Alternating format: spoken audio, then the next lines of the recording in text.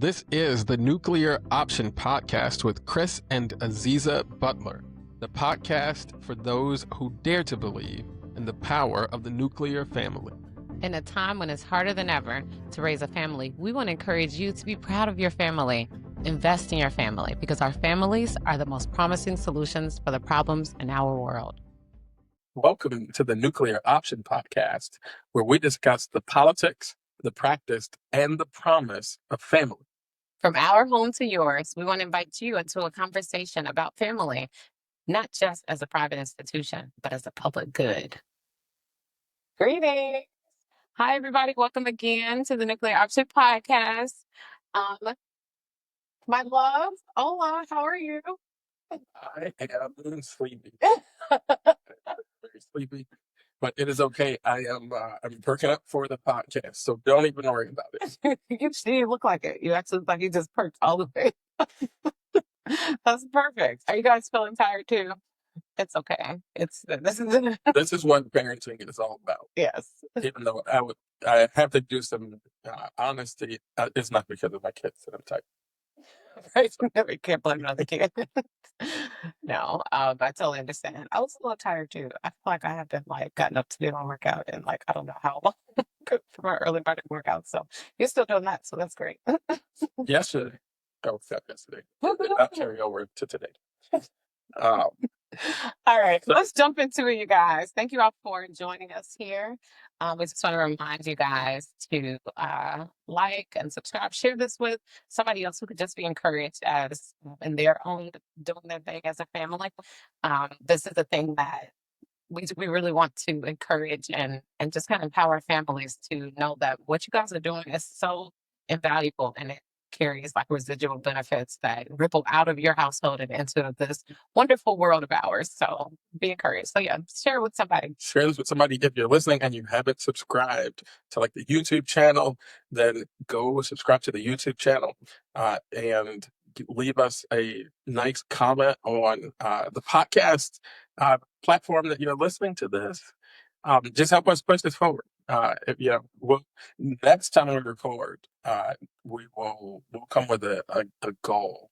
Oh, that's an idea. Subscribers. We should do that. We'll get agreed on it before we announce it publicly. Right. That's perfect. Okay, we're gonna deliberate and we'll come back to you guys next. Next one.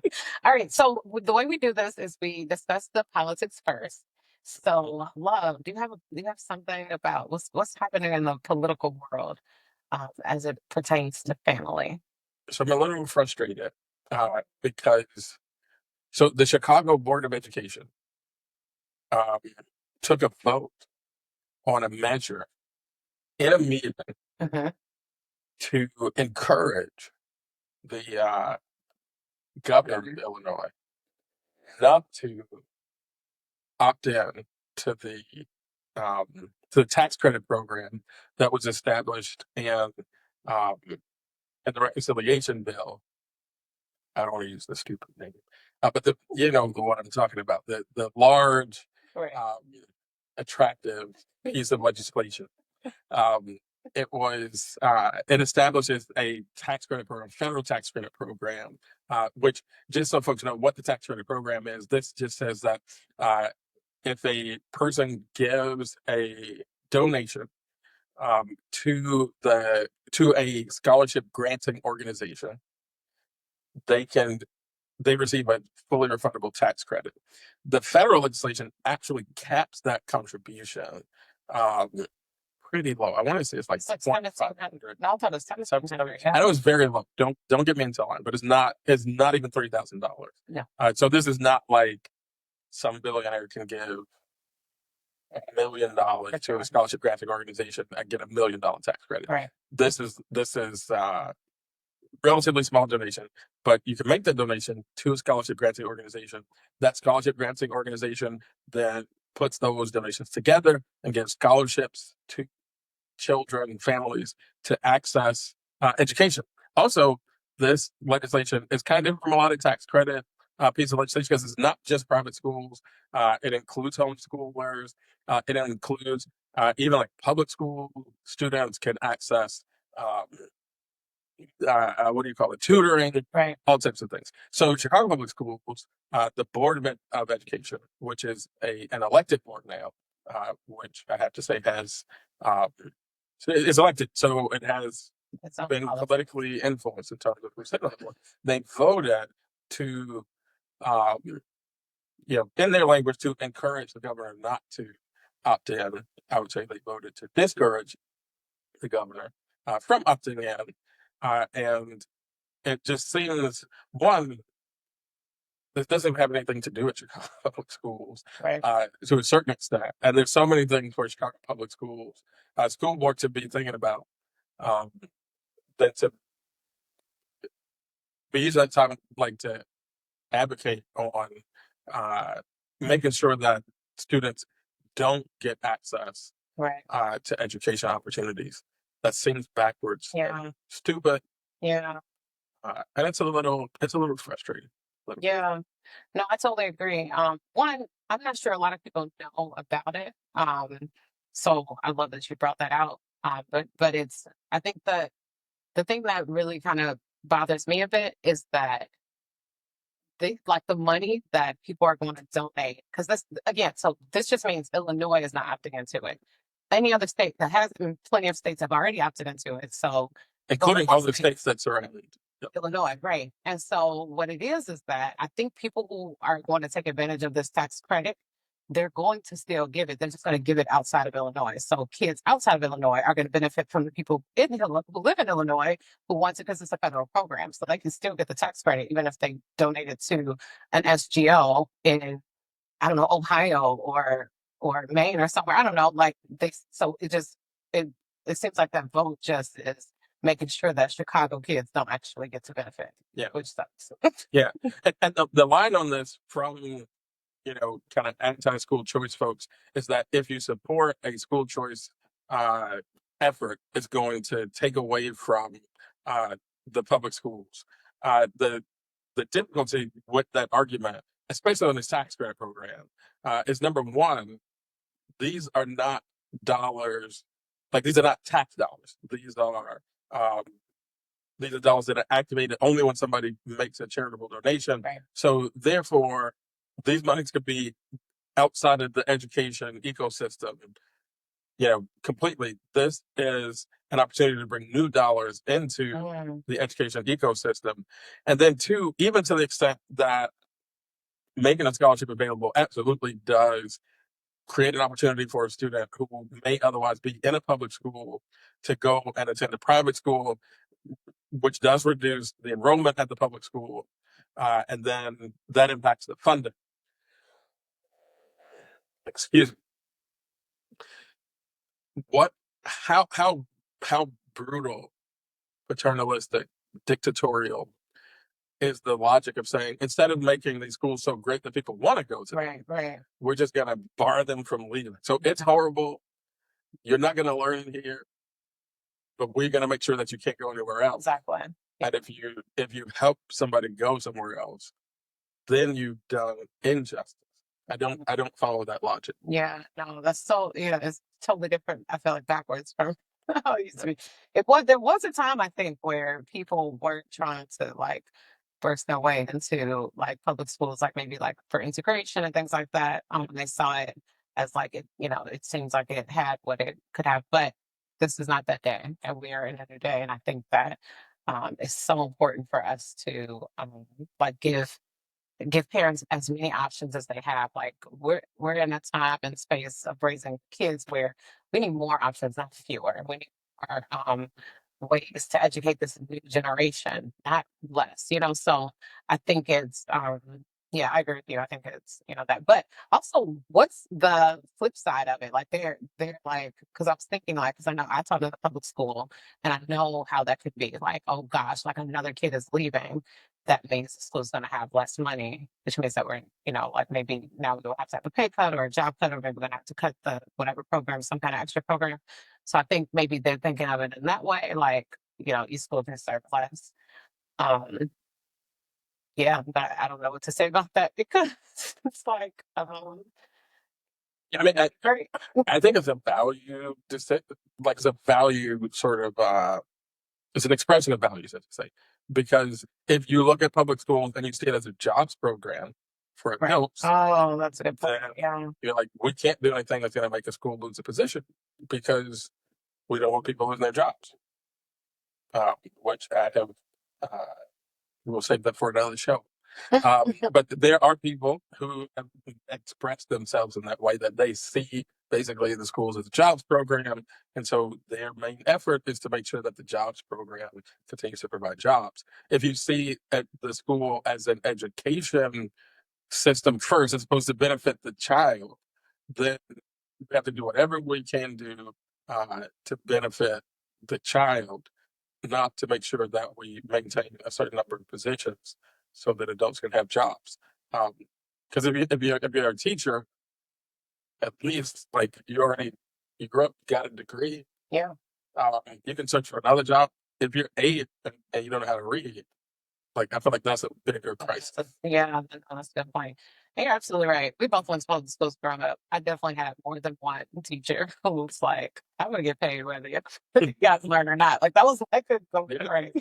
I'm gonna get paid. I'm already successful. Oh goodness gracious. Well, that's a great point, love, and great insight. Yes. Wherever you are, currently got my all 50 states Yes, to opt in. to option because that's the big thing.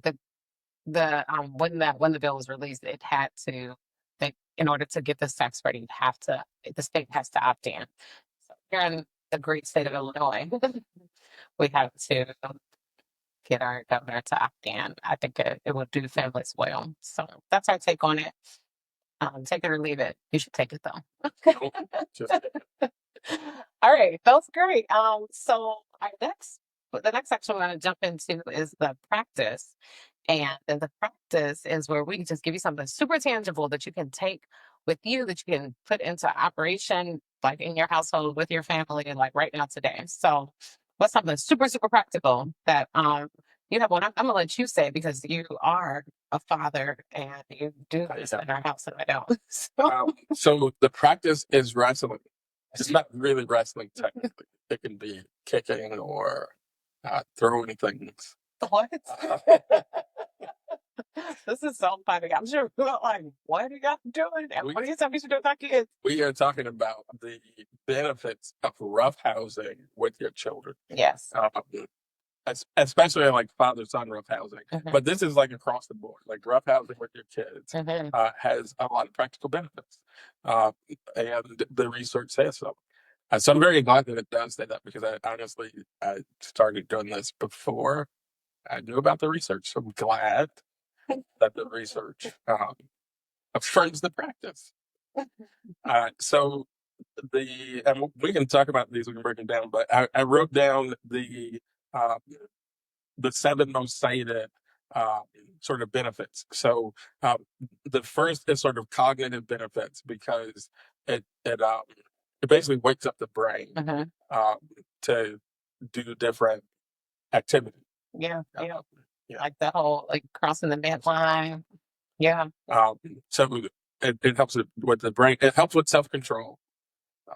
Sometimes, honestly, it's helping to point out the fact that self-control is maybe not as developed as you like. Right. But at least it points out, because you do, like in roughhousing, you have to be able to determine, like, where is the line, how much is too much, which relates to another one of these benefits, which is sort of like safe aggression and learning like managed risk, because you don't want to grow up like super risk averse, where you don't do difficult things or things that might have a little bit of danger to it. Right. But you also don't want to do things where like you don't want to constantly be doing stuff that you might die.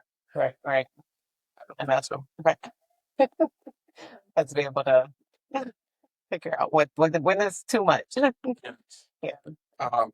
So obviously there are sort of like social skills and bonding that come out of this, and then the obvious physical fitness, like just sometimes you can, if you burn some calories. if you do it well and long enough, you should be huffing and puffing.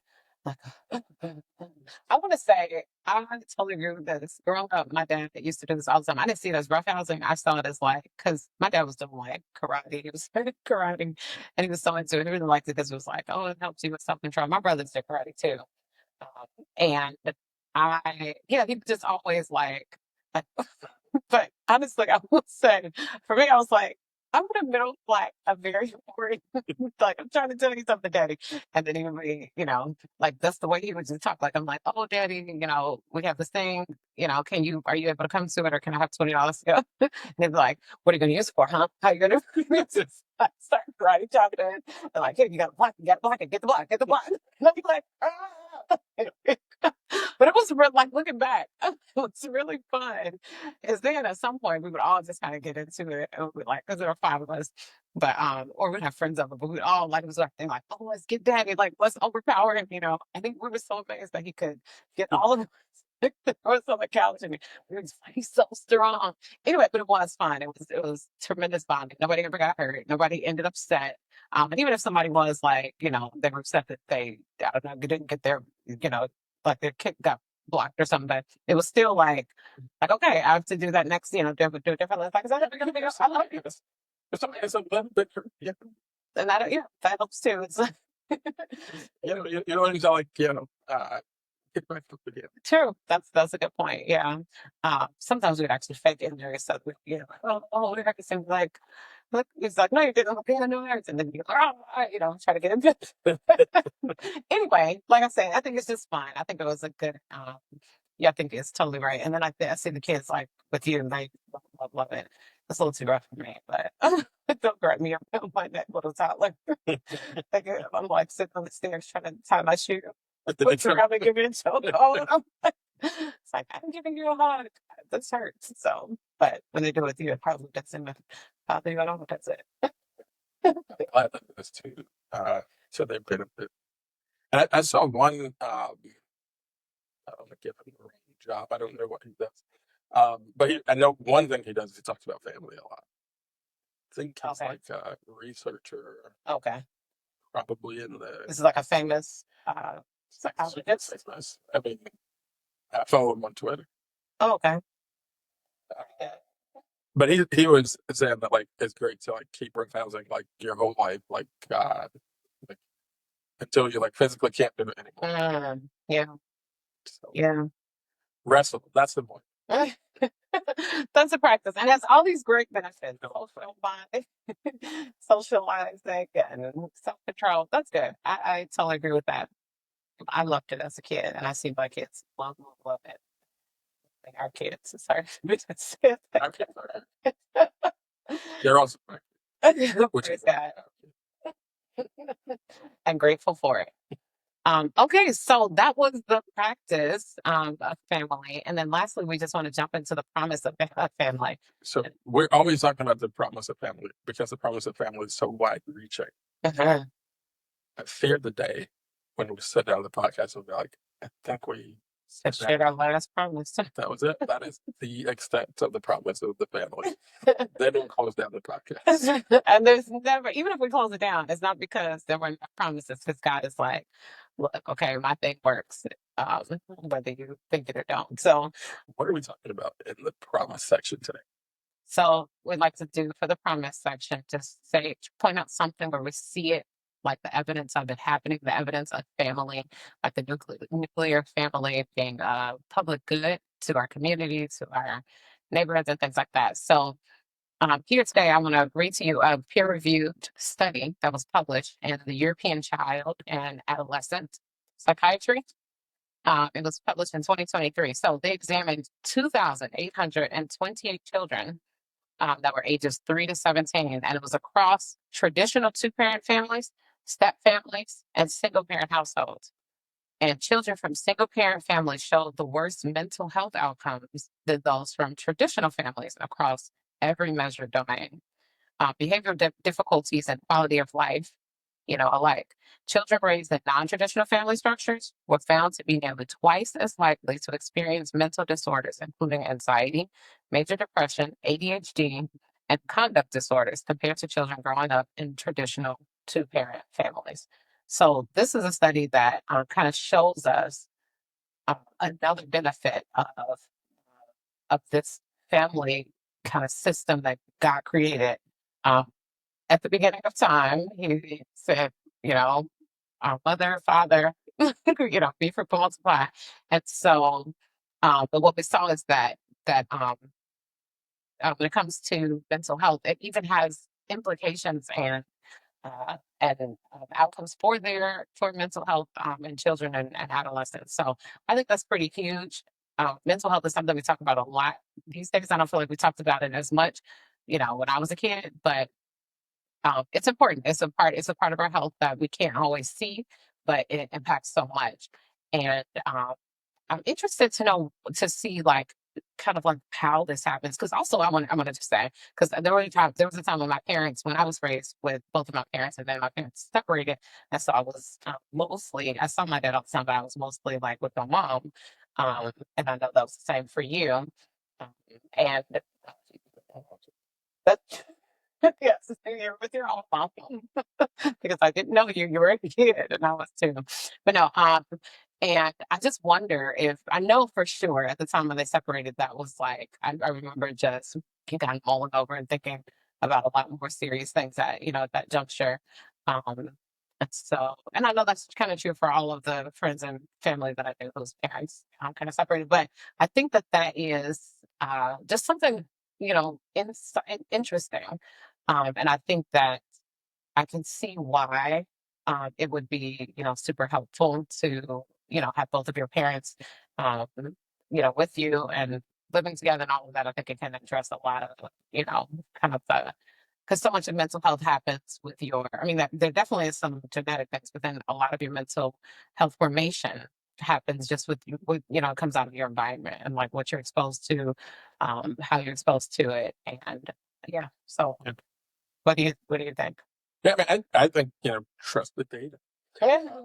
It is, and this is not to say that, like, oh, well, because I don't think this is what the research is showing. That, like, if a child grows up in a single parent household, then they're absolutely going to have like severe mental health For problems. sure.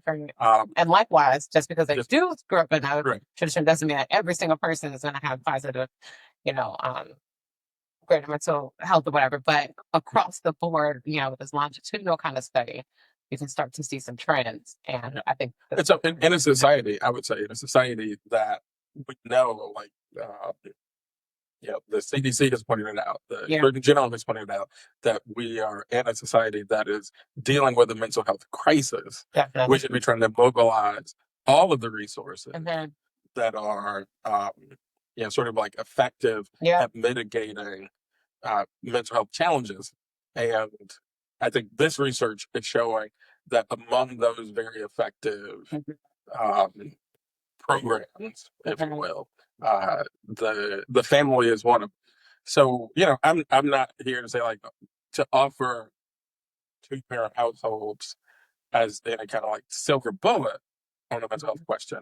But certainly anybody who wants to have like an intellectually honest conversation about mitigating the mental health crisis that we all agree we are dealing with, you know, as you talk about therapy, as you talk about sort of like self care and all those things, which, these are things that I talk about, these things that I think are very good, but keep family formation in the mix as a very effective um, sort of like anti.